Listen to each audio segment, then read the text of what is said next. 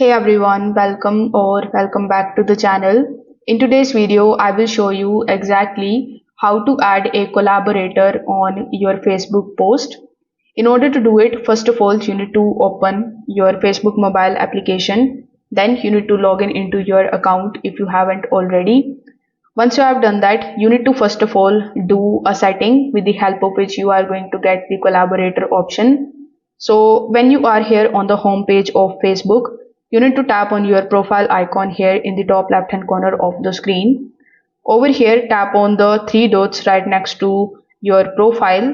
Then you will be shown the option of turn on professional mode. Since in my account the professional mode is already turned on, that's why it is showing me turn professional mode off, but in your case it will be turn on professional mode.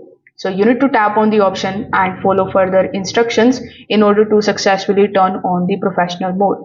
Now once you have it done, you need to come back here on the home page of your Facebook account. Now you need to tap on the option of what's on your mind here on the home page. Here you can also tap on the option of this plus icon here on the top. Then you can tap on the option of post.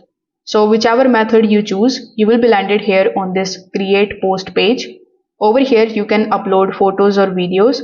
Then you can tag people. Then you can add any location, any videos, background color. Basically you can do bunch of different things over here in the form of post.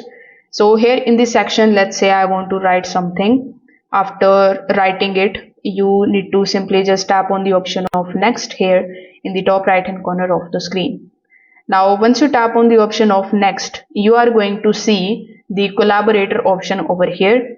So once you tap on the option of collaborator, you need to basically just search for that particular person whom you want to basically add as a collaborator. After doing so, tap on the option of post here in the top right hand corner of the screen. So once the post is added, they approve it and the post will also appear on their timeline as a shared collaboration. So if this video helped you out, make sure that you like this video and subscribe to the channel. Thanks for watching.